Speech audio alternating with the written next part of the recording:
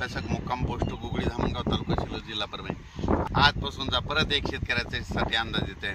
मागच्या अंदाजामध्ये सांगितलं होतं की राज्यामध्ये 4 तारखेला विदर्भात पूर्व विदर्भात पाऊस येईल, 5ला पश्चिम विदर्भाकडे येईल, 6ला मराठवाड्यापर्यंत येईल. तर 6ला मराठवाड्यापर्यंत काल पाऊस आलेला आहे. योगायोगाने तुम्हाला सांगतो हे काल आमच्या भागामध्ये पाऊस आलेला आहे. तर काल या ठिकाणी पाऊस पडलेला आहे. तर त्याच्यानंतर आता परत सर्व शेतकऱ्यासाठी अंदाजाची बाजी 7ला ते पाऊस म्हणलं की पुन्हा आणि पुढं सरकणार आहे.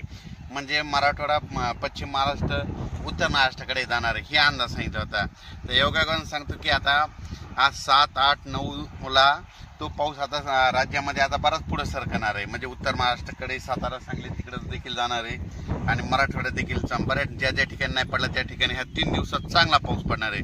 म्हणून ही खास करून शेतकऱ्यासाठी आनंदाची बातमी. म्हणजे सांगायचं झालं तर राज्यामध्ये आपण सांगितलं होतं की राज्यामध्ये 4 तारखेपासून 11 तारखेपर्यंत पाऊस पडणार, तर तो पडणारच आहे. म्हणून ह्या सर्व शेतकऱ्यांना आनंदाची बातमी आहे. कारण की राज्यात एकदम पाऊस बंद होणारच नाही. म्हणून हा देखील सर्व शेतकऱ्यांनी अंदाज लक्षात द्यायचा. सर्व शेतकऱ्याला सांगू इच्छितो की 7, 8, 9, 10 पर्यंत हा पाऊस आहे.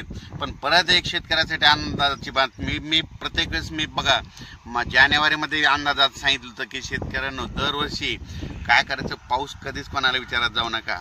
दरवर्षी 10 जुलै ते 15 जुलैमध्ये पाऊस पडतो हे कायमचं लक्षात घ्या. तर योगायोगाने बघा आता ही 10 तारीख आलेली आहे. या 10 तारखेपासून बघा पाऊस येतो का नाही. म्हणजे 10 जुलै ते 15 जुलैमध्ये देखील राज्यात चांगला पाऊस पडणार आहे. म्हणून ही एक आनंदाची बातमी.